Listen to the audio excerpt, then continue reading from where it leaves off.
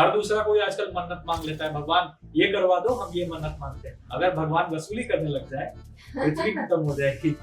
शनि विनाश कर देगा, राहु तबाह कर देगा, केतु जिंदगी उजाड़ देगा। ऐसा नहीं है कि राहु केतु शनि सिर्फ नेगेटिव करते हैं। राहु केतु शनि में बहुत अच्छी क्वालिटीज है। ये बहुत फालतू एक स्टेटमेंट है जो लोग बोल देते हैं कि हनुमान जी की पूजा नहीं करनी चाहिए लड़कियों को। आपने किसी का मर्डर किया है और आप गौदान करके उससे बचना चाहते हो, तो शायद वो गौदान ऐसा होगा कि आपके फैमिली में किसी को उसका बेनिफिट जरूर मिल जाएगा। आपको तो अल्टीमेटली उसका दंड मिलना है what you have done. Ganesh ji हर घर में होने चाहिए। उसका एक सिंपल लॉजिक है, गणेश जी विघ्न हरता है एंड वास्तु से रिलेटेड बहुत सारे प्रॉब्लम्स जो है वो गणेश जी खुद ही खत्म करते हैं। सप्त चिरंजीवियों में से हनुमान जी का नाम आता है। वो आज भी जीवित है। पावर चाहिए या फाइनेंस या पैसा चाहिए तो कौन से देवता की पूजा करना चाहिए, या ये आप कुंडली में देखकर ही बता सकते हैं? अभी मंत्र जाप, मंत्र का एक अलग ही साइंस है। मंत्र का प्रभाव बहुत होता है। ये हमारा वेद भी कहता है ऐसा।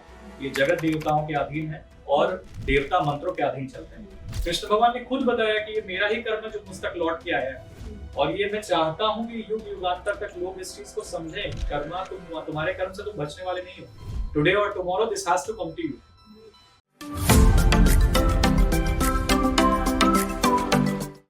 Hello everyone, namaste. Welcome back to another episode of the Radha Saga podcast show. आज हम एस्ट्रोलॉजी के बारे में बात करेंगे। I know आपने कई सारे पॉडकास्ट एपिसोड देखे होंगे, कई सारे वीडियोस अवेलेबल है एस्ट्रोलॉजी को लेकर, लेकिन आज हम एक स्पिरिचुअल साइड भी देखेंगे। स्पिरिचुअलिटी का और एस्ट्रोलॉजी का ना एक फैसिनेटिंग संबंध है, ऐसे कह सकते हैं। And astrology is all about possibilities. तो आज के एपिसोड में आपको जानने मिलेगा about the spiritual side of astrology. कौन से मंत्र जप आपने करने चाहिए जो आपके लिए काम करे, जो आपके फेवर में काम करे, और विल नो मोर अबाउट भविष्य मालिका, many more things to know। इसके लिए पूरा एपिसोड जरूर देखिएगा। And today joining us we have our guest Mr. Pankaj Kashyap. Hello Pankaj ji. नमस्ते। नमस्ते। Yes. तो पंकज, ऐसे लगता नहीं है that you are into astrology. You know the time I met you, because astrologers को जब हम देखते हैं ना, एक इमेज होती है दिमाग में which is like dhoti kurta and wearing all that माला। तो आप you are the new age astrologer, I must say. The reason is because हमें एक्चुअली ज्यादातर आज तक यही देखा गया है ना कि हम अपने वेशभूषा से ज्योतिष या कोई संत महात्मा गुरु बन जाते हैं। एक्चुअली में संत महात्मा या ज्योतिष बनने का मतलब होता है to carry that amount of wisdom with you. आपने सही विजडम कैरी किया है, आपने सही चीजें सीखी हैं, तो आपको ये दिखावा करने की क्या जरूरत है दैट यू आर वेयरिंग 50 माला और चंदन तिलक लगा के और ये सारी चीजें दिखाने की क्या जरूरत है? You can be as simple as you live, that's all, and then you can practice your things. या पर आपने कब से शुरुआत की एस्ट्रोलॉजी की? I started my practice professionally from 2018. I learned it from my guru. There was one more astrologer who was very good, close disciple to Shri K.N. Rao ji. उनके through मैंने सारे कोर्सेज वगैरह किए and then I started practicing from 2018 onwards. Pankaj ये बताइए, astrology spiritual है या scientific? क्योंकि जब हम आजकल देखते हैं there are many astrologers available, बहुत सारे हैं मार्केट में, पर हम ये नहीं देखते कि वो स्पिरिचुअल साइड भी सीख करते हैं, जो बिलीव नहीं करते हैं स्पिरिचुअलिटी में। तो ठग्स भी अवेलेबल है जो आपको बोलेंगे कि ये जेमस्टोन पहन लो, रातों रात आपका कुछ हालत खराब है तो फाइनेंसेस ठीक हो जाएंगे। तो क्या है एस्ट्रोलॉजी, क्या है, स्पिरिचुअल है या साइंटिफिक है? आई थिंक सारे फंडामेंटल्स जो है ना वो कंप्लीटली मैथमेटिकल है। सब कुछ मैथ्स पे बेस्ड है, सब कुछ साइंस पे बेस्ड है। जो उसके फंडामेंटल्स हैं, जब आप उसको इंटरप्रेट करने जाओगे, जब उससे आगे बढ़ोगे धीरे धीरे, देन ग्रेजुअली हमें ये समझ में आएगा कि एस्ट्रोलॉजी मिस्टिकल साइंस है। चंद्रमा से जो सन की दूरी है, लाइक वो 12 डिग्री के अंदर हो तो प्रतिपदा तिथि होती है, 12 से फिर 24 डिग्री हो तो द्वितीय तिथि होती है। उसके अकॉर्डिंग सारी कैलकुलेशंस होती है, तिथि के हिसाब से, तिथि के अकॉर्डिंग होती है। पंचांग पर तो टोटल पंचांग जो है वो तिथि के आधार पे बेस्ड है। तिथि योग 5 अंग है उसके, तिथि योग कर्ण, उसके आधार पे सारे कुछ बेस्ड होते हैं। तो अल्टीमेटली हम शुरुआत तो सारी चीज फंडामेंटली साइंस से ही करते हैं। साइंस इसका आधार है, एस्ट्रोनॉमी इसका आधार है। लेटली हम उसमें जाते हैं जहाँ पे मिस्टिकल साइंस, एस्ट्रोलॉजी को ऐसा बोलना सही रहेगा कि वो मिस्टिकल साइंस है। मिस्टिकल साइंस है, जो जैसे स्पिरिचुअल सीकर्स हैं, जो अध्यात्म से जुड़े हुए हैं, वो एस्ट्रोलॉजी को कैसे देखते हैं? मतलब या कैसे बेनिफिट हो सकता है एस्ट्रोलॉजी से उन लोगों को? जनरली उसके लिए सबसे अच्छी चीज है कि पहले तो उनको एस्ट्रोलॉजी समझ आना चाहिए। हम्म, रैंडमली वो किसी के इंसान के पास जाते हैं to consult hmm, and understand कि उनकी स्पिरिचुअल प्रोग्रेशन क्या हो सकती है लाइफ में। If that person is knowledgeable, अच्छा उसको ज्ञान है, अगर ज्योतिष का अच्छा नॉलेज है, तो वो धर्म त्रिकोण, the first house, the fifth house, the ninth house देखेगा। वो उसकी विमशांशा D20 वर्ग, एक एस्ट्रोलॉजी में एक अलग अलग वर्ग होते हैं जिसमें D20 वर्ग होती है, उसको देखेगा और समझेगा, उसको बताएगा दैट आपके लिए ये पर्टिकुलर देवती है, आप इसकी पूजा करें। आपके लिए अगर सैटर्न है तो you need to worship Bhairav, you need to worship Kali, आपको काली माता की करनी चाहिए। मंगल है तो आपको हनुमान जी की पूजा करनी चाहिए। कई बार फिफ्थ हाउस में सैटर्न होते हैं तो जनरली हनुमान जी की पूजा बताई जाती है, बिकॉज बहुत ज्यादा ऑब्स्ट्रक्शंस क्रिएट करने लगते हैं। अब वो तो इंटरप्रिटेशन बहुत सारे अलग अलग साइन नक्षत्र में अलग ही होगा, बट जनरल रेमेडीज में फिफ्थ हाउस, नाइन्थ हाउस से देखते हुए हम किसी को भी बताते हैं कि आपको ये आराधना करनी चाहिए, आपको इस स्पिरिचुअलिटी, इस पर्टिकुलर डायमेंशन में जाना चाहिए। स्पिरिचुअलिटी इज मंत्र जपा।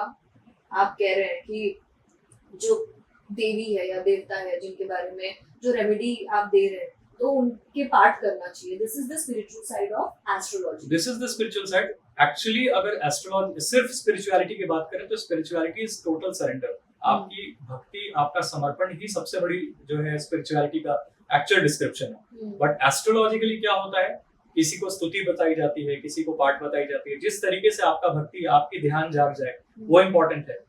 Apart from that, I personally believe, in my humble opinion, मैं लोगों को ज्यादातर ये सजेस्ट करता हूँ कि आप मंत्र चांट जरूर किया करें। आप सजेस्ट करते हैं? जी। आप किसी की कुंडली देखते हैं तो you tell them to do? I suggest them specific mantras कि आप ये करें, आप वो करें, कि मंत्र का एक अलग ही साइंस है। मंत्र का प्रभाव बहुत होता है। देवाधीनम जगत सर्वम मंत्राधीनम च देवता, ये हमारा वेद भी कहता है ऐसा।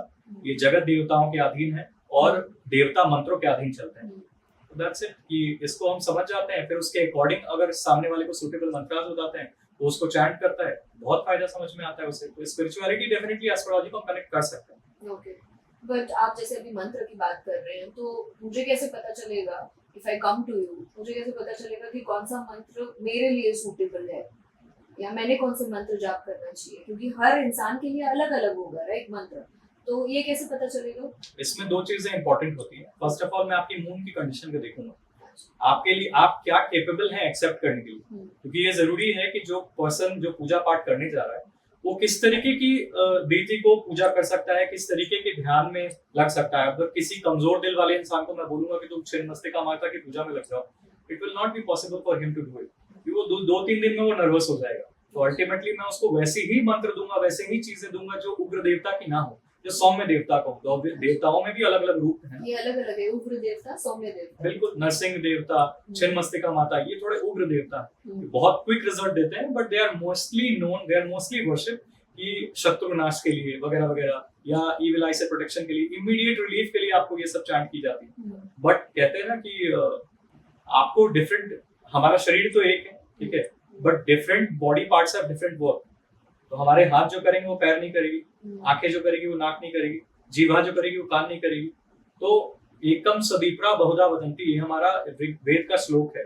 मतलब शक्ति एक ही है, अलग अलग विद्वानों ने अलग अलग नाम से उसकी पूजा की है, उसकी आराधना की है। तो जिसको विद्या की कामना है वो सरस्वती माता की पूजा करता है, माँ गायत्री की पूजा करता है। जिसको शक्ति चाहिए वो दुर्गा की पूजा करता है, माँ दुर्गा त्रिगुणात्मिका है, she is the most powerful among devis, उनकी पूजा करता है, because she is made through, वो तीनों शक्तियां उनमें जुड़ी हैं, महाकाली, महालक्ष्मी, महासरस्वती। जिनको बहुत ज्यादा अपने केस ट्रबल आते हैं, षड्रिपु, 6th हाउस षड्रिपु से होता है, जिनको बहुत ज्यादा कानूनी केस में परेशानी आती है, ये सब चीजें आती है, वो भैरव की पूजा करते हैं या हनुमान देवता की पूजा करते हैं।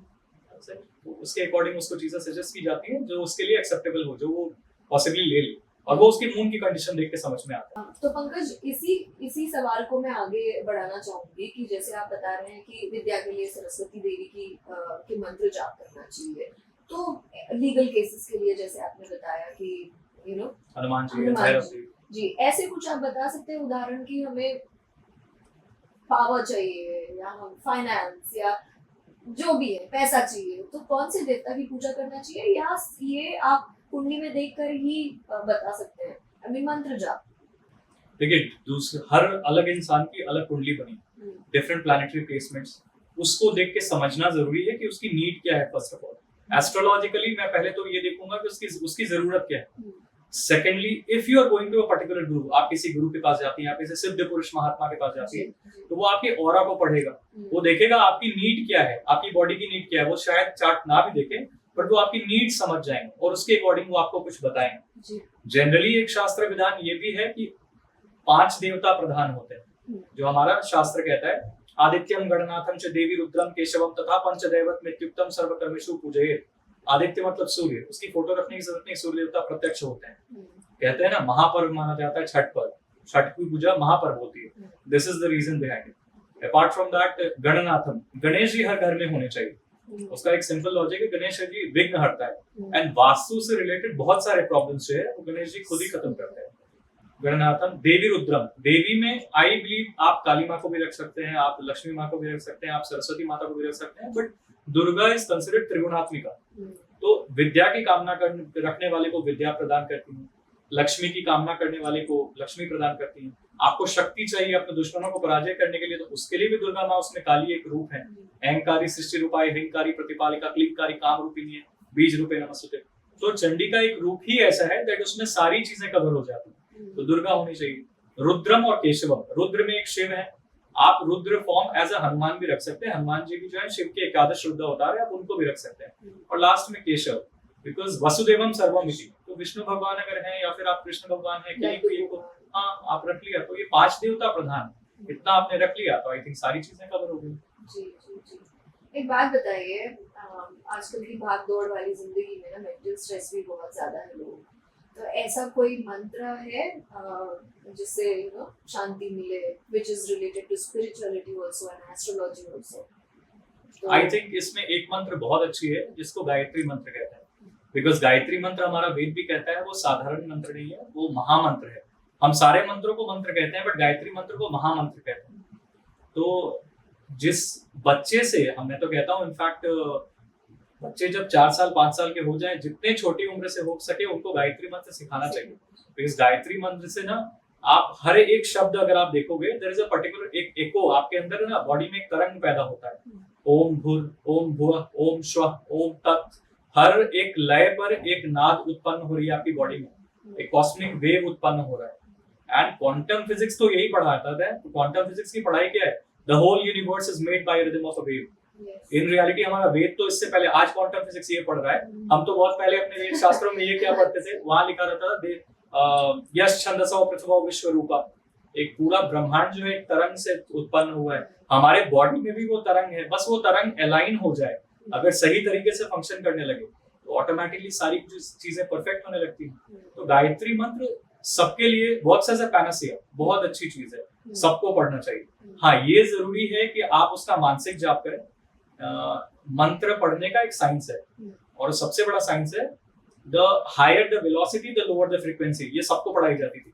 जितने जोर से आप मंत्र पढ़ रहे हो, वेलोसिटी जितनी ज्यादा है, उसकी फ्रीक्वेंसी उतनी कम हो जाती है। मंत्र हमेशा उपांशु जाप करिए या मन में पढ़िए। The lower the velocity the higher the frequency, उसकी फ्रीक्वेंसी आपकी बॉडी में करंट लाउडर नहीं होना चाहिए। नहीं, I think until and unless आप कोई तांत्रिक अनुष्ठान नहीं कर रही हैं, तब तक आपको मंत्र जो है वो धीरे पढ़ना चाहिए, मन में पढ़ना चाहिए, उपांशु तरीके से पढ़ना चाहिए। वो सबसे बेस्ट होती है, वो सबसे बेस्ट होती है। Gayatri mantra can work as a panacea for everyone. मानसिक शांति बोलिए, आपको नेगेटिविटी फील होती है उसके लिए बोलिए। आप बहुत जल्दी कुछ ऐसे लोग आपको मिलेंगे लाइफ में जिनकी साइकिक एबिलिटी होती है कि वो बहुत छोटी छोटी चीज एनर्जी फील करते हैं। वो 5 मिनट बैठ के अगर गायत्री माता का स्मरण करके 24 टाइम्स, एक सबसे सिंपल रेमेडी में बताता हूँ। इनफैक्ट रात को आप सोने जाते हो, आपको नींद की प्रॉब्लम है, just close your eyes, wash your feets, lie on your bed, shavasana में लेट जाइए, ध्यान लगाइए और just focus on a light on your forehead 24 times slowly. धीरे धीरे सांस खींचना है, धीरे धीरे छोड़ना है, एंड कीप चैंटिंग गायत्री मंत्र in your mind 24 times, not more. उससे ज्यादा कर दो तो कोई प्रॉब्लम नहीं है, कम नहीं होना चाहिए। You do it, you will get to know. आपको शायद बहुत हाई लेवल की अगर दवाई चल रही है नींद की, तो फिर तो उसके लिए मैं कुछ नहीं बोल सकता हूँ, बट जनरली छोटी मोटी अगर दवाई आप 5 mg, बहुत कम mg के ले रहे हो, आई थिंक उसकी जरूरत ही नहीं पड़ेगी। Automatically your body and mind will go to a sleeping position, rest. This is the power of mantra. जी, एक बात बताइए, कुछ समय पहले ना मुझे कोई बोल रहा था कि गायत्री मंत्र एक पर्टिकुलर टाइम पे करना चाहिए। There is this set of belief also कि एक पर्टिकुलर टाइम पे करना चाहिए, अदरवाइज कोई दूसरे टाइम पे करें तो कुछ गलत भी हो सकता है. Is that true? It is true. Basically क्या है, गायत्री मंत्र का ऐसा विधान है कि सूरज जब उदय हो रहा हो, ब्रह्म मुहूर्त में गायत्री साधना करना बहुत बेस्ट है. बट ये उनके लिए जो साधना कर रहे हैं, ये उनके लिए जो बहुत सुबह उठ जाते हैं. आप जनरल लाइफ में अगर चाहते हो कि मैं गायत्री मंत्र जपूं और एकदम सुबह उठ के ही मुझे जपना होगा, मैं दिन भर कभी नहीं जप सकता हूँ, ऐसा कोई विधान नहीं है. भगवान की भक्ति जब जाग जाए तब अच्छी है. ऐसा नहीं है कि कोई स्ट्रिक्ट रूल बना हुआ है कि 4 बजे सुबह उठ के आप नहाकर गायत्री मंत्र जपो तो कोई गायत्री माँ आपको आशीर्वाद देंगे.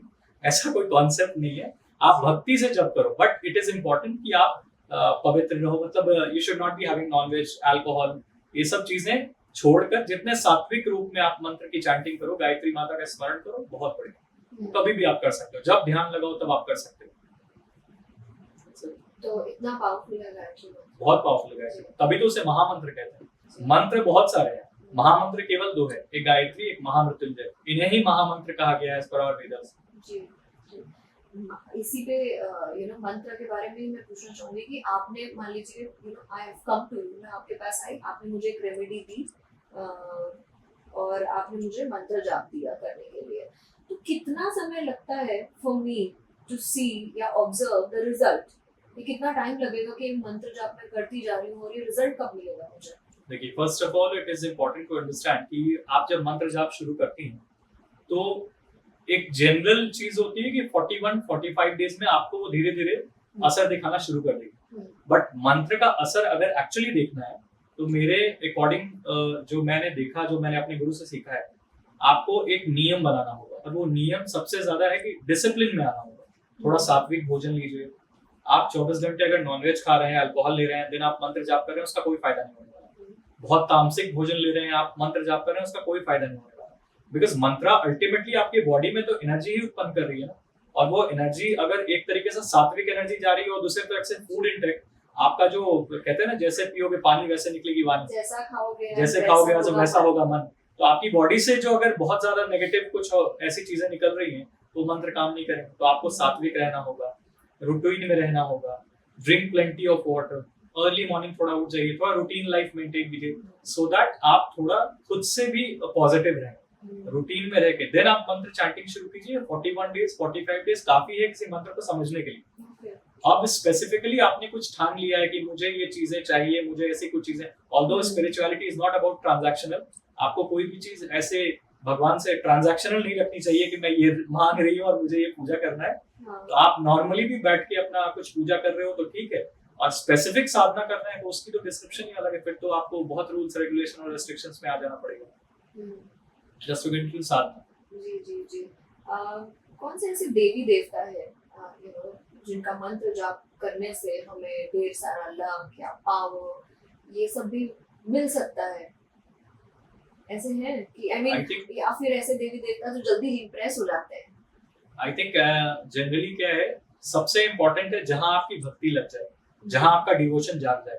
किसी के लिए गणपति के प्रति, महाराष्ट्र आप जाओगे तो गणेश जी की पूजा ज्यादा होती है. आप उत्तराखंड और नॉर्थ जाओगे वहाँ शिव जी की ज्यादा होती है. वेस्ट बंगाल में काली माँ की ज्यादा होती है. साउथ में कार्तिकेय भगवान की ज्यादा होती है. जहां जिसका डिवोशन जाग जाए, पहले तो ये सबसे सिंपल चीज है कि वो चीज आपके लिए काम करेगी, वो अच्छी चीज है. बट अगर आप तंत्र को मानते हो, अगर आप मानते हो कि ऐसी कुछ चीजें हैं जो हमारे गुरु ऋषि ने बताई है, उसके अकॉर्डिंग आप कुछ कंसेप्ट्स को समझना चाहोगे तो एक चीज बताई जाती है एज पर द नाथ संप्रदाय, हनुमान जी, भैरव एंड माँ दुर्गा, ये तीनों बहुत क्विक रिजल्ट दिखाती हैं. Specially Hanuman ji. The reason is सप्त चिरंजीवियों में से हनुमान जी का नाम आता है. वो आज भी जीवित है. रामायण में हमें पढ़ने को मिलता है, भगवान राम से ही उनको वरदान मिला था, यत्र यत्र रघुनाथ कीर्तन, जब तक मेरी नाम का चर्चा रहे हनुमान तुम इस पृथ्वी पर निवास करना, लोगों की मदद करना, मेरा भजन करना, मेरी स्तुति करना. तो ऐसा उन्होंने बोला था. हनुमान जी बहुत क्विक रिजल्ट दिखाते हैं. उसके बाद माँ दुर्गा है, फिर उसके बाद भैरव है. रिस्पॉन्सिव है ये देवी, 100% रिस्पॉन्सिव है. जो आप इनका मंत्र जाप करो तो ये आपको फटाफट 100% रिस्पॉन्सिव है. But it totally depends on your surrender. आपके भक्ति, आपके समर्पण पे निर्भर करता है वो कितना क्विक रिजल्ट दिखाएंगे. रिस्पॉन्सिव. ओके. सो आप अभी जैसे बता रहे हैं कि हनुमान जी रिस्पॉन्सिव है, जो आप अपने आप को सरेंडर कर दो, ये डिपेंड करता है कि कितनी जल्दी भी आप सरेंडर करते हो, राइट? तो बजरंग बाण के लिए लोग मना क्यों करते हैं? हनुमान चालीसा के लिए मना नहीं करते, लेकिन बजरंग बाण का पाठ करने के लिए लोग मना करते हैं कि लड़कियां नहीं करनी चाहिए, एंगर इश्यूज बढ़ जाते हैं। Is that true? ऐसा कुछ नहीं है। मुझे लगता है अगर आपकी भक्ति है, आप सही से शुद्ध तरीके से पाठ कर सकते हो, बिल्कुल पाठ करो, there is no problem at all. मैं इसमें बिलीव नहीं करता हूँ कि बजरंग बाण पाठ करने से किसी को हार्म हो जाएगा। जनरली चालीसा इजी है, चालीसा में कोई ऐसे शब्द नहीं है जो आप गलत पढ़ दो जिससे कुछ खराब हो जाए। और बजरंग बाण थोड़ा एक एग्रेसिव फॉर्म में आप पूजा कर रहे हो, जहां पर पर्टिकुलर श्लोक है, उठ उठ चल तो है राम दुहाई। आप हनुमान जी को ही बोल रहे हो कि तुम्हें राम जी का वास्ता है, तुम उठो और मेरे काम को करो। तो दैट इज द थिंग। इसलिए आई थिंक कि ये बजरंग बाण को बोला जाता है कि सारे लोग ना पढ़े, चालीसा पढ़ो, वो ज्यादा बढ़िया है। क्योंकि चालीसा में हनुमान जी के वर्णन इतने ज्यादा है कि आप ऑटोमेटिकली अगर आप धीरे धीरे पढ़ रहे हो और ध्यान लगा के पढ़ रहे हो तो वो भक्ति जागने लगती है। बजरंग बाण सारे लोग नहीं समझ पाते हैं, कुछ लोग उसको कंफ्यूज हो जाते हैं। That's the thing. बाकी ऐसा कुछ नहीं है कि आप बजरंग बाण नहीं पढ़ सकते हो, आपके ऊपर है, आपकी श्रद्धा जिसमें आप वो पढ़ सकते हो। ये आपने बता दिया कि ये यू हैव टू सरेंडर और आपकी भक्ति पे भी डिपेंड करता है, लेकिन बजरंगबली की पूजा करना तो लड़कियों के लिए भी कहते हैं नहीं करना चाहिए, वर्जित है। क्यों? ऐसा नहीं है। मुझे लगता है ये मैं कंप्लीटली डिसएग्री करता हूँ इस बात से। ये बहुत फालतू एक स्टेटमेंट है जो लोग बोल देते हैं कि हनुमान जी की पूजा नहीं करनी चाहिए लड़कियों को। हनुमान जी बाल ब्रह्मचारी थे। लड़कियां हनुमान जी की पूजा उनको पिता रूप में पूछती हैं, भगवान रूप में पूछती हैं या किसी और रूप में। अगर पिता रूप में पूछती हैं, भगवान के रूप में पूछती हैं, तो बजरंगबली के ब्रह्मचर्य को ठेस कैसा? ये तो kind of very illogical when people से कि लड़कियां पूजा नहीं करनी चाहिए। बिल्कुल कीजिए, आपकी भक्ति है, आप उनको भगवान रूप में पूजिए, आप उनको पिता रूप में पूजिए, बिल्कुल पूजा करनी चाहिए, बहुत अच्छा होगा पूजा करना। तो आज तक तो यही सुनते आए हनुमान चालीसा पढ़ते वगैरह है, लेकिन मंदिरों में भी कहा जाता है कि नहीं जाओ, शिवलिंग है। आपकी भक्ति देखो, मेरा कहना है आप हनुमान जी की पूजा एज अ गार्जियन नहीं करोगे ना, बॉयफ्रेंड समझ के तो पूजोगे नहीं।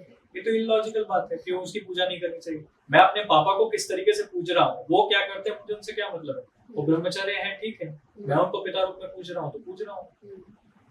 जी। कर्मा में बिलीव करते हैं आप? बिल्कुल करता हूँ। So what is karma according to you, and is astrology and karma related? It is completely related. Ji, because Karma जब हम कहते हैं Karma is all about doing things, कि हम हमारे कर्म क्या कर रहे हैं। एस्ट्रोलॉजी से हम हमारा फ्यूचर प्रेडिक्ट कर सकते हैं कि हमें आगे क्या करना चाहिए। तो हमें किस पे भरोसा करना चाहिए, अपने कर्म पर या एस्ट्रोलॉजी पर? आई थिंक दोनों एक दूसरे के पूरक हैं, दोनों को जानना जरूरी है। आपको कर्म भी समझना चाहिए, ठीक है, कर्मा का अलाइनमेंट भी होता ही है। आप इस जन्म में जो कर्म कर रहे हो, अल्टीमेटली आप अपने नेक्स्ट बर्थ के कर्मों को अलाइन कर रहे हो, जिसे हम पास्ट लाइफ से लेके आए वो प्रारब्ध है हमारा। हमने पास्ट लाइफ में जैसे कर्म किए हैं वो हमारा प्रारब्ध वैसा तैयार हुआ है, वैसी जर्नी हमें लीड करनी है। अब इस जन्म में हम जो करेंगे कर्म, जैसे भी करेंगे, अच्छे बुरे, अल्टीमेटली कई बार आप देखोगे कुछ लोग बोलते हैं कि वो बुरे कर्म करके भी अच्छा जी रहा है, बिकॉज उसका कुछ प्रारब्ध है जो अच्छा है, जो वो जी रहा है। वो जितने टाइम तक वो प्रारब्ध में अच्छा लिखा है वो चलेगा, उसके बाद एक सर्टेन पॉइंट के बाद उसके लिए बहुत बुरी चीजें आनी शुरू हो जाएंगी। शायद इस लाइफ में ना आए, जरूरी नहीं कि इस लाइफ में ही हो जाए, शायद उसको नेक्स्ट लाइफ में उसका दंड मिले, बट हिसाब जरूर बराबर होता है। यही कर्म की सबसे बड़ी नीति है। जैसे आप अगर भगवान राम के बारे में आपने सुना है, सारी स्टोरीज पढ़ी है, भगवान राम ने खुद कहा है, आप कृष्ण भगवान की श्री कृष्णा सीरियल एक आई थी, आपने उसमें देखा होगा, जनरली भी आपने पढ़ा होगा, भगवान राम ने वीर वानर बाली की पीठ पर तीर चला के उनको मारा था। इन द नेक्स्ट बर्थ बाली एक शिकारी बनकर भगवान कृष्ण के पैरों पर तीर चला के मारा था। कृष्णा वाज सिटिंग, वो जंगल में जाके अपने पैर में उनके बर्बरीक के कारण उनके पैरों में घाव जख्म हो गया था और वो पेड़ के नीचे बैठे हुए थे और दूर से उस शिकारी ने तीर चला के उस घाव पे ही भेद किया था। तो ये कर्मा ही है ना। तो कृष्ण भगवान ने खुद बताया कि ये मेरा ही कर्म है जो मुझ तक लौट के आया है और ये मैं चाहता हूँ कि युग युगांतर तक लोग इस चीज को समझें। कर्मा तुम्हारे कर्म से तुम बचने वाले नहीं हो। टुडे और tomorrow this has to come to you. यही सबसे बड़ा कर्मा का चैप्टर है। कर्म आप जैसे भी करोगे वो आपके पास आएगा जरूर। वही हमेशा कि कर्म आपके ऊपर जैसा कर्म करोगे वैसा करोगे वैसा मिलेगा। और स्टार्स भी वैसे ही अलाइन होते हैं। आपके चार्ट में अगर कुछ प्लैनेटरी प्लेसमेंट्स हैं जो बहुत बुरे हैं, आपने कुछ पर्टिकुलर पोजीशन ऑफ प्लैनेट देख लिया कि आपके 5th हाउस में पूर्वा फाल्गुनी नक्षत्र में बृहस्पति आ गया। फर्स्ट ऑफ ऑल पूर्वा फाल्गुनी नक्षत्र का अर्थ ही है पूर्व जन्म के फल को लेके आने वाला, और वहां जुपिटर जैसा प्लैनेट बैठ गया जनरली, तो एक बहुत पॉजिटिव चीज होती है कि या तो आपकी लाइफ में कोई टीचर, कोई मेंटोर, कोई गाइड। अब इसके बाद स्पिरिचुअल प्लैनेट्स और भी हैं, जैसे जुपिटर के बाद एक स्पिरिचुअल प्लैनेट केतु भी है। Ketu has higher level of spiritual intuition, क्योंकि केतु के पास माइंड नहीं, सर नहीं है, उसका रैशनल माइंड फंक्शन नहीं करता है। इंट्यूशन पे चलने वाले जो चीजें होती है ना, वो बहुत स्पिरिचुअली कनेक्टेड है Ketu. Ketu is a very positive and powerful spiritual planet. Ketu but assumption तो कुछ और ही है केतु का, राहु केतु का। नहीं, अल्टीमेटली आपको मटेरियलिस्टिक डिजायर से डिटैच करता है। केतु करता क्या है? डिटैचमेंट, डिससैटिस्फैक्शन, ये सारी चीजें देता है। बट अल्टीमेटली आप एक सर्टेन पॉइंट के बाद आप रियलाइज करोगे कि केतु आपको मटेरियलिस्टिक वर्ल्ड से डिटैच कर रहा है और आपको ले कहां जाता है? Spiritual surrender. आप टूट के भगवान के ही पास जाते हो ना। कभी आपको 500 करोड़ रुपए हो गए, आप मंदिर क्यों जाओगे? जनरली ये टेंडेंसी है लोगों की, वो नहीं जाते हैं। दुख में ही रोने लग पहुंचते हैं मंदिर। जब बुरा आ जाएगा then they will go and start crying in front of Bhagwan कि ऐसा हो गया, वैसा हो गया। लेकिन मुझे एक बात बताएं, एस्ट्रोलॉजी क्या सच में, जब हम हॉरोस्कोप की बात करते हैं, फ्यूचर एकदम एक्यूरेट कैसे प्रेडिक्ट कर सकती है? जो हॉरोस्कोप की हम बात करते हैं, एक्यूरेट कैसे प्रेडिक्ट कर सकती है? देखिए, astrology first of all I believe personally is a science of probabilistic. ठीक है, ये 100% एक्यूरेट हो जाए ऐसे जरूरी नहीं। अगर आप उस लेवल के एस्ट्रोलॉजर हैं जहां आप हर एक माइन्यूट माइक्रो सेकंड को कैलकुलेट कर लेते हैं कि यहाँ ये है तो ये है, यहाँ ये है तो ये है, मून पर्टिकुलर डिग्रीज में है, सन पर्टिकुलर डिग्रीज में है, देन माइट भी आप 99% पहुंच जाए। हम ये बता सकते हैं कि बारिश होने वाली है, ये तो 100% बता सकते हैं। उस बारिश में वाटर की इंटेंसिटी क्या रहेगी बोलना तो बहुत मुश्किल है। कितने इंटेंसिटी की बारिश होने वाली है, कितने ज्यादा एरिया कवर हो जाएगी बारिश में, दैट इज द थिंग। तो एक सर्टेन लेवल तक आप अनुमान लगा सकते हो। And I feel astrology is a very important thing these days. सबको ये पता होना चाहिए कि आपके आने वाले टाइमलाइंस कैसे हैं, और मेजर इवेंट्स कैप्चर करना चाहिए। आपको सारे इवेंट्स नहीं देखना है। हर छोटी घटना अगर आप देखने लगोगे then you are completely relying on astrology. आपका सेल्फ कॉन्फिडेंस खत्म हो जाएगा। आप किसी पर निर्भर हो, कल क्या होगा, परसों क्या होगा। I have seen people, I have my client from Pune, I have my client from Allahabad, they'll call me, कल क्या होगा पंकज जी, परसों क्या होगा पंकज जी। अच्छा, ये भी पूछते हैं। That's very fun actually, क्योंकि उनका सेल्फ कॉन्फिडेंस खत्म हो चुका है। कुछ नहीं, मैं बस बोलता हूँ सब अच्छा। even if there is something negative, मैं आपको बोलूँगा अच्छा होगा। And सामने वाले को हमेशा पॉजिटिव बोलो। सामने वाले को पॉजिटिव बोलो, वो सुनेगा और उसका पॉजिटिव रिस्पांस देगा। That's all. Reverse psychology. Reverse psychology. The actual word is different. Okay. Placebo effect is the word. Sorry. Okay. Placebo effect एक बहुत बड़ी चीज है।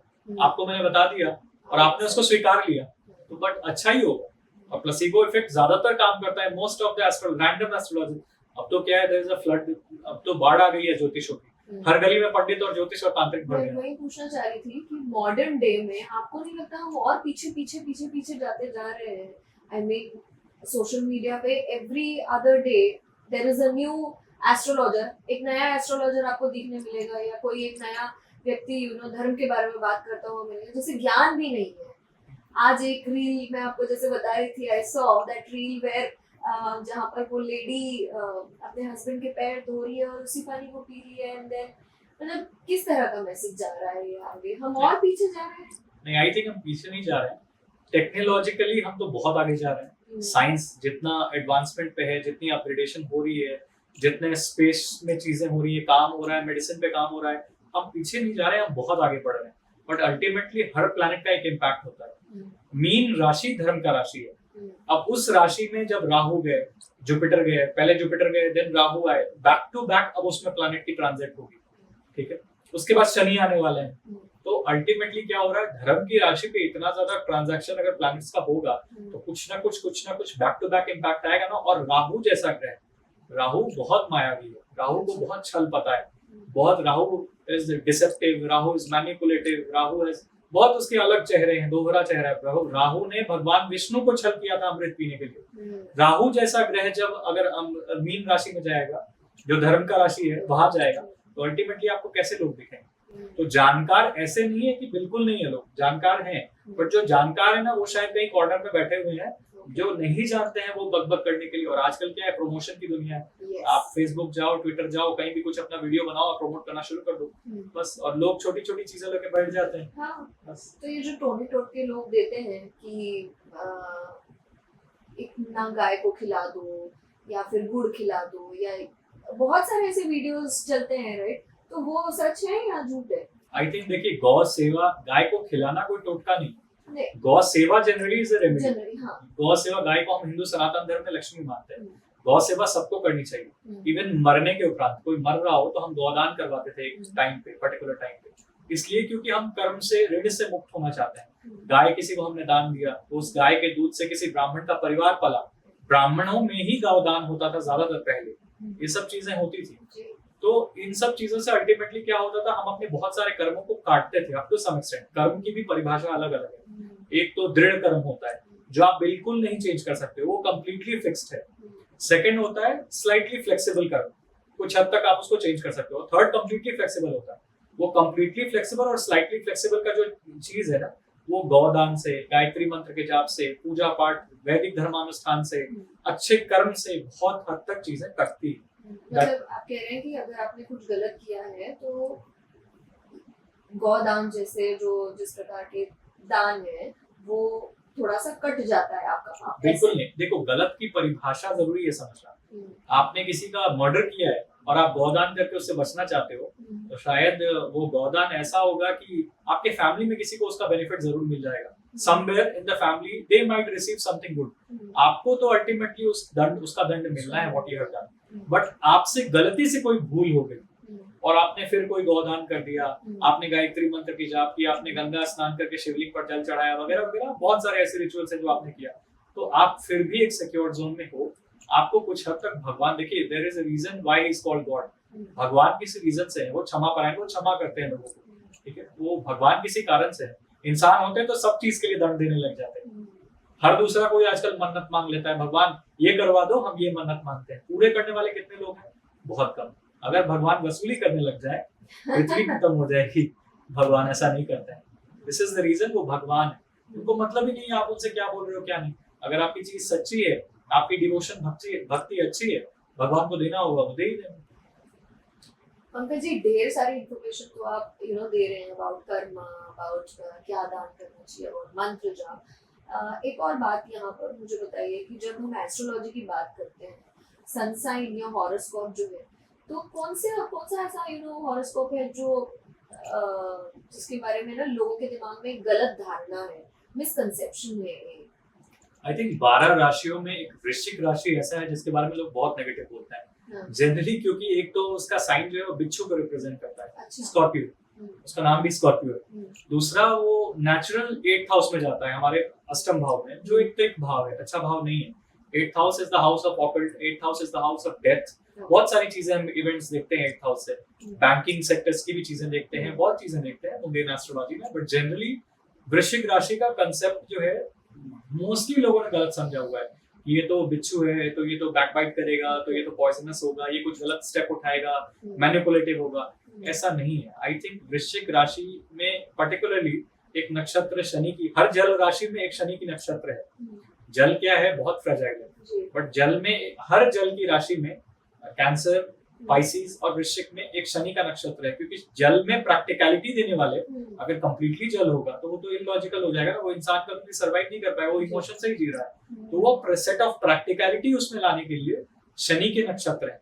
वृश्चिक राशि में शनि का सबसे अच्छा एक नक्षत्र है जिसे अनुराधा कहते हैं। तो वृश्चिक राशि में जिसकी जन्म अनुराधा नक्षत्र में होगी, बहुत इट्स अ ब्लेसिंग। मैं कंसिडर करता हूँ कि अगर मून भी अनुराधा में है तो इट इज नॉट हार्मफुल, बिल्कुल बुरे नहीं है, बहुत अच्छे हैं। उसके अपने प्रोस एंड कॉन्स हो सकते हैं। मून थोड़ा फ्रेजाइल हो सकता है बिकॉज 8th हाउस में हो, 3rd हाउस में हो, थोड़ा बहुत तो कुछ ना कुछ उसकी ऐब आएगी ना। बट ऐसा नहीं है कि मून अपने सारे नेचुरल क्वालिटीज खो देगा और बहुत खराब इंसान आ जाता है, ऐसा कुछ भी नहीं। अच्छा है, अच्छा जो भी लोगों बिल्कुल की अच्छा साइन, धारणा है वो गलत ही है 100%, अबाउट वृश्चिक राशि। 100%। बट इंडियन एस्ट्रोलॉजी हो गया, वेस्टर्न एस्ट्रोलॉजी हो गया, ये दोनों में की डिफरेंस क्या है और हमने किसे फॉलो करना चाहिए, इंडियन या वेस्टर्न को? हमें बेसिकली वैदिक एस्ट्रोलॉजी, इंडियन वैदिक एस्ट्रोलॉजी को ज्यादा फॉलो करना चाहिए। इसका रीजन क्या है कि हमारे कैलकुलेशन में और उनके कैलकुलेशन में बहुत बड़ा फर्क है। उनका कैलकुलेशन जो है इज कंप्लीटली डिपेंड्स ऑन, वो सूर्य को मध्यम में रख के, keeping sun as the perspective of this universe, they calculate everything. वो सूर्य को मध्यम में रख के सारी कैलकुलेशन सूर्य के आधार पे कहते हैं, जिसे हेलियोसेंट्रिक डायमेंशन कहते हैं एस्ट्रोनॉमी में। और हम क्या करते हैं, हमारे लिए हम अर्थ को, पृथ्वी को as the centre of this universe रख कर और सारी कैलकुलेशन एस्ट्रोनॉमी की करते हैं, तो हम थोड़े प्रिसाइज टॉक्स देते हैं। हमारे में क्या है, हम चंद्रमा की राशि से सारा कैलकुलेशन करते हैं। मून इस पर्टिकुलर डिग्री में है, इस नक्षत्र में है, ये ऐसा होगा, वो वैसा होगा, हम उसके आधार पर डिकोड करते हैं। उनके लिए sun sign is most important. अब सूर्य तो एक राशि में 1 महीने तक रहता है, तो क्या 1 महीने तक एक ही सेट ऑफ बच्चे तैयार होते हैं? ऐसा नहीं होता है। इसलिए उनकी एस्ट्रोलॉजी माइट भी बहुत वास्ट हो, बट प्रीसाइज और एक्यूरेट नहीं होती है mostly. I am not saying western astrology is completely illogical, but वो मोस्टली बहुत एक्यूरेट नहीं जा पाती है। इंडियन एस्ट्रोलॉजी बहुत एक्यूरेट जा पाती है, क्योंकि हम मून को देखते हैं, हम परसेप्टिव रियलिटी को विश्वास करते हैं। जैसे कि सूरज ईस्ट से उदयमान होते हैं, वेस्ट में ढल जाते हैं।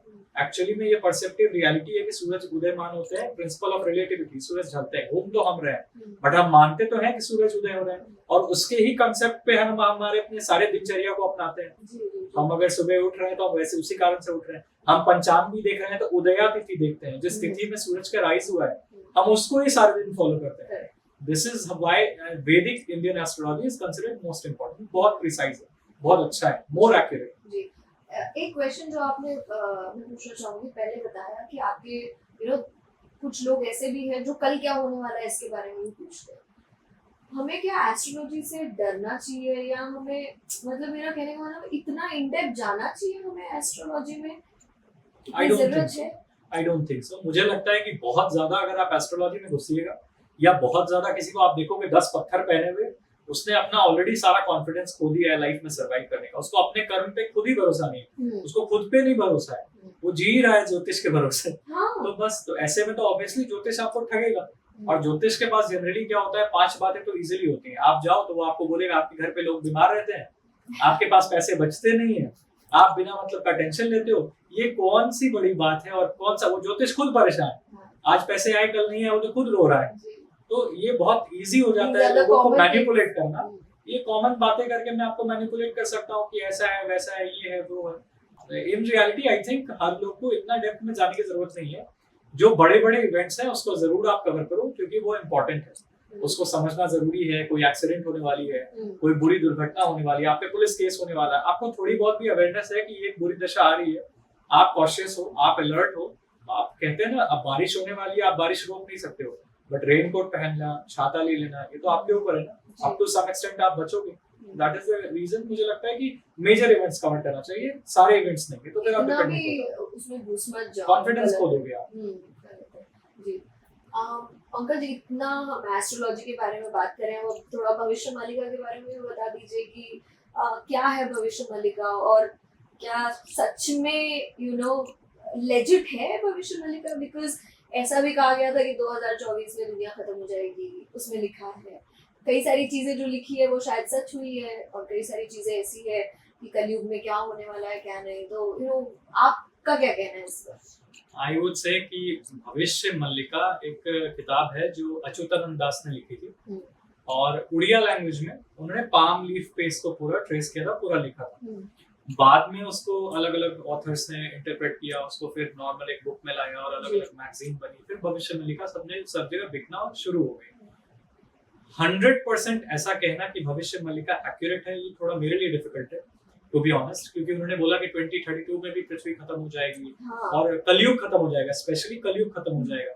इतनी आसानी से कलयुग खत्म हो जाएगी तो मेरे लिए भी डाइजेस्ट करना मुश्किल है। बट द थिंग इज कि कुछ बातें ऐसी हैं जो उनकी बहुत एक्यूरेट हुई हैं। जैसे उन्होंने बोला था कि कुछ एक महामारी बहुत ज्यादा फैलेगी एट सर्टेन पॉइंट 2020 के अराउंड में, और कोरोना वायरस तभी आया था। उन्होंने प्रिडिक्ट किया था कि एक बहुत टेम्परेचर अनबैलेंस होने लगेगा, ठीक है, 2 तरह के सूर्य निकल जाएंगे। अब 2 सूर्य को एक्सेप्ट करना थोड़ा तो मुश्किल है, बट अल्टीमेटली क्लाइमेटिक कितने चेंजेस हो रहे हैं, वेदर कितना अनसर्टेन हो गया है, अनप्रेडिक्टेबल होते जा रहा है, हम सब देख रहे हैं इस चीज को। ही प्रेडिक्टेड कि 2025 से लेकर 2032 तक में एक सीरीज ऑफ इवेंट होगी जहां वॉर लाइक सिचुएशन कंट्री शुरू हो जाएंगी अलग अलग कंट्रीज में। इस्लामिक कंट्रीज को बहुत ज्यादा नुकसान पहुंचने वाला है। हम ऑलरेडी देख रहे हैं रशिया क्या कर रही है। हाँ, भविष्य मल्लिका में ये सारी चीजें लिखी गई है, बिल्कुल। और हम ऑलरेडी ये सब चीजें देख रहे हैं, हो रहा है। आप इजराइल क्या कर रहा है, which is not good. War कभी भी अच्छा नहीं होता है, किसी के लिए अच्छा नहीं होता है वॉर हमेशा, क्योंकि वॉर मजहब नहीं देखता है, वॉर में बहुत लोग मारे जाते हैं। मैं भी जाऊंगा, वो भी जाएगा, हर कोई जाएगा, बट द थिंग इज उनकी बहुत प्रेडिक्शन सही होती जा रही है। 100 आउट ऑफ 100 ऐसा सही हो जाए ये बोलना थोड़ा कठिन है। फ्यूचर के बारे में भी लिखा है जो बिल्कुल आपने पढ़ा है, कुछ आप जानते हैं? बिल्कुल फ्यूचर के बारे में उन्होंने लिखा है। उन्होंने बोला कि we will be at much peace after 2032। अब अगर हम मतलब दुनिया खत्म हो जाएगी तो पीसी हो जाएगा जैसे उसमें लिखा है। नहीं, 32। दुनिया खत्म नहीं होगी। उन्होंने कहा है कलयुग खत्म होगी। हाँ। मुझे लगता है उन्होंने इस वजह से ऐसा लिखा है क्योंकि जितने भी वॉर और जितने भी इवेंट्स उन्होंने मेंशन किए ये तब मेंशन किया है जब Saturn specifically will be crossing its debilitation sign. Bharani नक्षत्र यम का नक्षत्र है, यमराज का नक्षत्र है। मेष राशि में सैटर्न नीच के होते हैं और भरणी में एक्सट्रीम मुंडेन इवेंट्स होते हैं, बहुत ज्यादा नेगेटिविटी फैलती है, बहुत चीजें होती है। फिर सैटर्न धीरे धीरे कृतिका में जाती है। तो कृतिका एक नक्षत्र है जो आधा गिरता है मेष राशि में और आधा जाता है वृषभ राशि में। बैक टू बैक जब सैटर्न इन सबको क्रॉस कर रहे होंगे बहुत एक्चुअली वॉर लाइक सिचुएशन होगी। इवन मैंने कुछ पढ़ा था आर्टिकल जहां पे ये मेंशन था कि महाभारत का युद्ध भी तब हुआ था जब सैटर्न भरणी नक्षत्र से क्रॉस करके कृतिका नक्षत्र में जा रहे थे। शायद ये गलत भी हो सकता है, माइट बी, बट मैंने ऐसा पढ़ा था। लेटली मैंने एक और आर्टिकल पढ़ा, वो 9/11 वाला जो अटैक हुआ था, exactly the time frame when Saturn was in Kritika. तो बार बार ऐसी ऐसी इवेंट्स 30 इयर्स में हुई है कुछ ना कुछ बहुत मैसिव। जब सैटर्न भरणी क्रॉस करके कृतिका में जाने वाला होता है या कृतिका में जा चुका होता है तो ऐसे बहुत नेगेटिव इवेंट कवर हुए हैं। तो इसके आधार पे कुछ हद तक बोलना ये सही है कि 2025 से लेकर 2032 तक बहुत विनाश होगा, बहुत डिस्ट्रक्शन होगा। बट 2032 के बाद से क्या है, शनि फिर एक सर्टेन पोजीशन पे आ जाएंगे जहां वो मुंडेन इवेंट्स पे बहुत बड़े बड़े कैलामिटीज या बहुत डिजास्टर क्रिएट करना कम कर देंगे। तो चीजें वहां से पीसफुल हो जाएंगी। अब उसको उन्होंने भविष्य मल्लिका में कुछ इस तरीके से लिखा है कि वहां से सतयुग शुरू हो जाएगा। लिखा है उसमें। तो अब उसको अप टू सम एक्सटेंट कहना सही है, बट उसको सतयुग कंप्लीटली कह दें ऐसा बोलना मुश्किल है। तो और भी कोई ऐसे इवेंट्स हैं जो मेंशन है उसमें? ऐसे तो बहुत सारे इवेंट्स है। 2 सूर्य हो जाना, सूर्य का ताप बहुत ज्यादा बढ़ जाना, योगी आदित्यनाथ से भी रिलेटेड कुछ प्रेडिक्शंस है। मैंने बहुत ज्यादा उसको पढ़ा नहीं है, मैं जितनी पढ़ी है उसके नॉलेज के अकॉर्डिंग मैं आपको चीजें बता रहा हूँ। एक और भविष्य नोस्ट्राडामस के बारे में भी बताया जाता है, ये क्या है? उनका भी सब कुछ सच लिखा हुआ है? Nostradamus was a French astrologer. Nostradamus बिल्कुल जानकार थे, बहुत नॉलेज था उन्हें, बहुत एस्ट्रोलॉजी की चीजें थी। बट प्रमोशन उन्हें ज्यादा इसलिए मिला क्योंकि वेस्टर्न कंट्रीज में लोग बड़ा बिलीव इसलिए करते थे क्योंकि वेस्टर्न कंट्रीज प्रमोट करने में बहुत आगे रहती थी और वो आज भी चीजों को बहुत प्रमोट करती है। इंडिया अब उस पोजीशन पे आई है कि हम बहुत चीजों को प्रमोट कर रहे हैं और ट्रेंड में ले रहे हैं। हर एडवांस्ड टेक्नोलॉजी फॉरेन कंट्रीज में पहले आ जाती थी, पहले हम थोड़ा पीछे रहते थे, पहले वहां शुरुआत होती थी फिर यहाँ आती थी। नोस्ट्राडामस को बहुत प्रमोशन मिला, बहुत प्रमोट किया गया, तो अल्टीमेटली हर दूसरे बच्चे के दिमाग में ये आ जाता है कि नोस्ट्राडामस ने बोला ऐसा होगा, तो सही होगा। नहीं तो एक्चुअली में अगर आप देखने जाओ तो इंडिया में आज भी ऐसे ऐसे एस्ट्रोलॉजर्स हैं जिनको शायद रिकॉग्निशन नहीं मिला है, but they are I think 1000 times better than most of the other astrologer we talk about randomly. जैसे के.एन. राव की आप बात कीजिए, बहुत ब्रिलियंट है, बहुत ब्रिलियंट है। उन्होंने केदारनाथ फ्लड की प्रेडिक्शंस की थी और भी बहुत ऐसे उनके पास साइंटिस्ट और डॉक्टर्स जाते हैं पढ़ने के लिए। Shri K N. Rao ji is that brilliant astrologer, आज भी है वो, बिल्कुल है, आज भी है वो के.एन. राव जी। तो ऐसे ऐसे और भी लोग हैं जिनके बारे में चर्चा नहीं चली, बहुत ज्यादा उनके बारे में बात ही नहीं हुई, because they also were the person जो लाइमलाइट में ज्यादा आना नहीं चाहते थे। ठीक है, अगर आप संत की भी बात करें तो संत में भी देवराहा बाबा थे, there were people like Deoraha Baba, there were people like Karpatri जी महाराज। आप इन लोगों के बारे में अगर पढ़िएगा तो आपको बहुत ऐसे स्टोरीज मिलेंगे जहां उनको बहुत अपॉर्चुनिटी थी कि वो सामने आते लाइमलाइट में और उनको बहुत ज्यादा प्रमोशन मिल जाता, but they never choose a path कि मैं इस एस्ट्रोलॉजी को, इस ज्योतिष विद्या को या इस आध्यात्मिक विद्या को ट्रांजैक्शनल बनाऊं, मैं इसको बेच के पैसे कमाऊं, मैं लाइमलाइट में आऊं। तो उनको प्रमोशन ज्यादा नहीं मिला, रिकॉग्निशन नहीं मिला, वो थोड़ा समाज से कट के रहते थे और that's the reason बहुत ज्यादा प्रमोशन। तो वैसे ही था ना, जब तक विराट कोहली वाला नहीं हुआ, जब तक विराट कोहली वहां गए नहीं थे तब तक तो नीम करोली बाबा को कोई लोग जानते नहीं थे, बट रियलिटी में नीम करोली बाबा तो साक्षात, उनको तो कहते हैं वो तो हनुमान जी के बहुत बड़े साधक थे। एप्पल के फाउंडर, माइक्रोसॉफ्ट के, ये सारे लोग उनके पास जाते थे, तो वे बहुत बड़े साधक थे। पंकज जी, अभी इतना आपने भविष्य के बारे में, एस्ट्रोलॉजी के बारे में जब हम बात कर रहे हैं, एक और बात बताइए मुझे, रेमेडी, दोष, ये दो अलग चीजें होगी कि दोष और रेमेडी। तो कई बार ना राहु केतु को भी गलत माना जाता है, और कहते ही ये लो। तो इसके बारे में क्या कहना चाहिए? जनरली आई इतने थिंक ऐसे प्लैनेट्स हैं ये कि आपको हार्म पहुंचाए? जनरली ऐसे प्लैनेट्स देखिए ऐसे हार्म पहुंचाने के लिए तो कोई भी प्लैनेट अगर बहुत नेगेटिवली प्लेस्ड है आपके चार्ट में तो अपनी दशा में तो नेगेटिव रिजल्ट देगी, बट उसकी इंटेंसिटी कम या ज्यादा हो सकती है। उस पर्टिकुलर प्लैनेट की क्वालिटी पे डिपेंड करता है वो कैसा हार्म करेंगे, कैसा डैमेज करेंगे। जनरली ज्योतिषों ने एक रूल अपनाया है, जिनको कुछ नहीं आता है, they have used this as a fear mongering tool. Rahu Ketu Shani, Shani विनाश कर देगा, राहु तबाह कर देगा, केतु जिंदगी उजाड़ देगा। इन रियलिटी ऐसा नहीं है कि राहु केतु शनि सिर्फ नेगेटिव करते हैं। राहु केतु शनि में बहुत अच्छी क्वालिटीज भी है। अगर हम सिर्फ राहु केतु की बात करें, they are two nodes of the moon. Rahu के लिए फर्स्ट ऑफ ऑल मैं बोलूं तो आई थिंक राहु ब्लेस अगर किसी को एक्चुअली पॉजिटिवली करता है, it can bless a person with abundance amount of money and materialistic gains. उसको बहुत पैसे, रुपए, लग्जरी ये राहु ही दिलाता है एट सर्टेन पोजीशन। स्पेशली आप कुछ लोगों के चार्ट में देखेंगे शनि और राहु की युति होती है, शुक्र राहु की युति होती है। आई विल नॉट से उसके बैड इफेक्ट्स नहीं होते हैं, उसके बैड इफेक्ट्स होते हैं, उसकी बैड कुछ रिजल्ट भी होंगे, बट पॉजिटिव गेन्स शायद at certain period of time के बाद दिखे, कुछ पर्टिकुलर दशा भुक्ति में दिखे जो आउटस्टैंडिंग होती है। तो राहु बहुत अच्छी चीजें दिलाता है। अगर हम केतु की बात करें, केतु जैसा मैंने बोला, केतु के पास सर नहीं है। Now Ketu has no rational mind, तो वो क्या इंट्यूशन पे चलता है। इंट्यूशन ज्यादातर लोगों की गलत नहीं होती है, माइंड गलत नहीं होता है। हमारी जितनी भी गलत चीजें आती है वो हमारे एक्चुअली ब्रेन में आती है।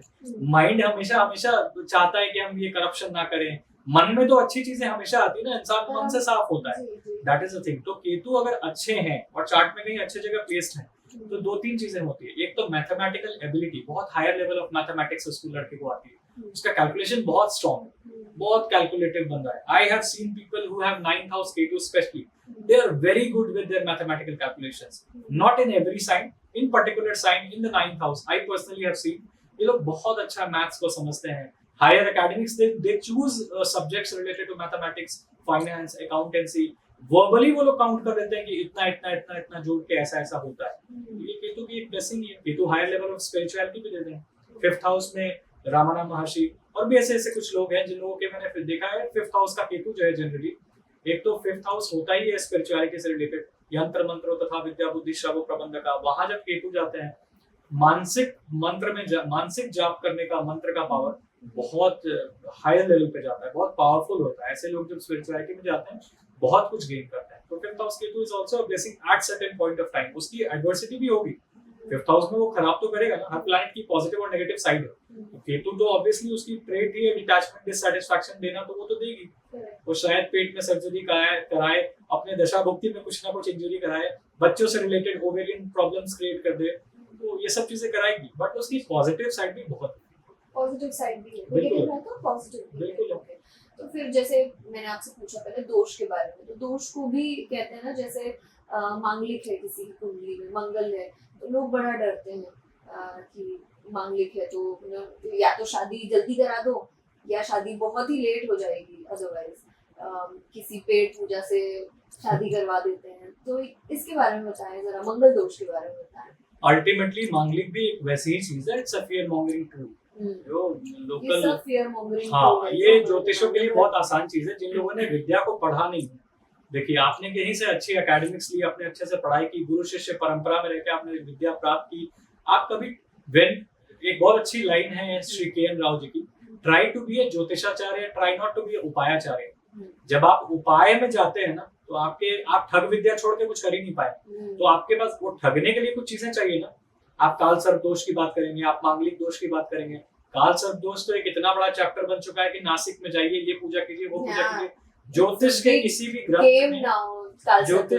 भी ग्रंथ में 18-20 ग्रंथ, कोई भी ज्योतिष का आप उठा लें, फल दीपिका, बृहद पराशर होगा शास्त्र, भृगु संहिता, काल सर्प नाम का कोई वर्ड वहां मेंशन भी नहीं है, कहीं नहीं। तो फिर इतना कैसे डरा जाता है? बस एक फियर मॉन्गरिंग टूल, पंडितों को समझ में आया, ज्योतिषों को समझ में आया, should not take that name dosh, kaal दोष। तो जो लोगों को समझ में आया कि इस तरीके से हम पब्लिक को, बिकॉज ज्योतिष एक्चुअली आज के टाइम में फियर मॉन्गरिंग ज्यादा है, हम आपको डराएं कि ऐसा है वैसा है, तभी तो आप पैसा निकालो, तभी तो आप ये करोगे वो करोगे, कि हम आपको पैसा खर्च करते हैं, ये पूजा करवाते हैं, वो पूजा करवाते हैं, दैट इज द रीजन। तो मांगलिक भी कुछ ऐसा ही है। मांगलिक दोष बेसिकली आपको बहुत अर्ली एज से एग्रेसिव बना देता है, बहुत ज्यादा शॉर्ट टेम्पर्ड बना देता है। मार्स एक बहुत कहते हैं ना एक स्थिर ना बैठने वाले प्लैनेट है, ठीक है, बहुत एग्रेसिव तो है ही, और एक कहते हैं ना मार्स के बारे में एक श्लोक भी है, धरणी गर्भ संभूतम विद्युत कांति संप्रभम, बिजली की तेज लिए मंगल देवता चलते हैं, तो वो बहुत एग्रेसिव रूप में हमेशा रहते हैं। तो मैरिज लाइफ में बहुत जरूरत से ज्यादा एग्रेशन अच्छा नहीं होता, स्पेशली फोर्थ हाउस का मांगलिक योग बहुत खराब माना जाता है, because fourth house shows the domestic peace. वहां अगर मंगल दोष बन जाए तो ये बिल्कुल अच्छा नहीं माना जाता है। और मंगल की फोर्थ एस्पेक्ट भी होती है, चौथी एस्पेक्ट होती है, आठवीं एस्पेक्ट होती है, और सेवन एस्पेक्ट तो सारे प्लैनेट्स की होती है, सेवंथ एस्पेक्ट। तो मार्स जब फोर्थ हाउस में बैठेगा, वहां से उसकी फोर्थ एस्पेक्ट सेवंथ हाउस में पड़ेगी। सेवंथ हाउस होता ही है पार्टनर का, वाइफ का, एक्सेट्रा एक्सेट्रा। ऑब्वियस सी चीज है, कॉम्प्लिकेशंस आएंगे, ट्रबल आएगी। फोर्थ हाउस मांगलिक दोष सबसे नेगेटिव होता है, सबसे खराब होता है। जी।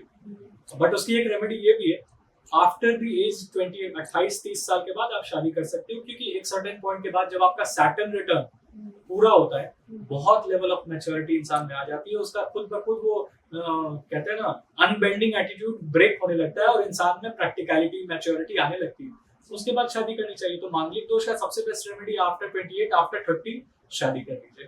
पेड़ से और ये शादी करना, ये करना रेमेडी तो वैसे है, बहुत सारी ऐसे किताब हैं, आप इधर उधर कहीं भी पढ़ लोगे, बट इन रियलिटी आप लॉजिकली अगर उससे कनेक्ट करना चाहोगे कि इसका पीछे क्या साइंस है, क्या विज्ञान है, कुछ समझ में नहीं आएगा। ऐसा कुछ भी नहीं है, कोई इसको प्रमाण नहीं दे सकता है कि पेड़ को शादी करने से मांगलिक दोष कट जाएगा, कोई प्रमाण नहीं दे सकता है। तो ये सब चीजों में बिलीव नहीं करना चाहिए, बिल्कुल नहीं करना चाहिए, बिल्कुल नहीं करना चाहिए। आई डोंट थिंक सो पेड़ से शादी करने से या कुत्ते से शादी करने से मांगलिक दोष कट जाएगी। आई थिंक मांगलिक दोष एक सर्टेन पॉइंट के बाद खुद कम हो जाती है, क्योंकि मार्स जो है एक जगह पे एग्जॉल्टेड होता है। वो साइन भी कैप्रिकॉर्न है, शनि का, क्योंकि शनि कैप्रिकॉर्न मकर राशि उसको कहते हैं। मकर मीन्स मगरमच्छ, वो किसी को पकड़ता है ना, तो कितना भी वो भागने वाले प्लैनेट और बिजली की तेज लिए वो पकड़ लिया तो बहुत वहां पे स्ट्रांगली मार्स प्लेस्ड हो जाता है। तो दैट मीन्स कि जनरली क्या होता है कि एक सैटर्न रिटर्न जब कंप्लीट हो जाए इंसान की, ऑटोमेटिकली इंसान जो होता है वो थोड़ा हम्बल होता है, थोड़ा डाउन टू अर्थ होता है, थोड़ी प्रैक्टिकलिटी मैच्योरिटी आ जाती है, और फिर चीजें सर्वाइव कर जाती है। बस तो marriage and relationships are generally about exchange and acceptance, it is not about change. और ये एक्सेप्टेंस एक्सचेंज तभी आता है जब इंसान मैच्योर हो। इनमैच्योर इंसान में कभी ये चीजें नहीं आ सकती है। मैच्योरिटी तभी आती है जब सैटर्न रिटर्न आता है। वो सैटर्न रिटर्न आ गया, उसके बाद ऑब्वियसली आप आगे बढ़िए, फिर शादी कीजिए, फिर धीरे धीरे धीरे चीजें सक्सेस करेंगे, 100% करेंगे।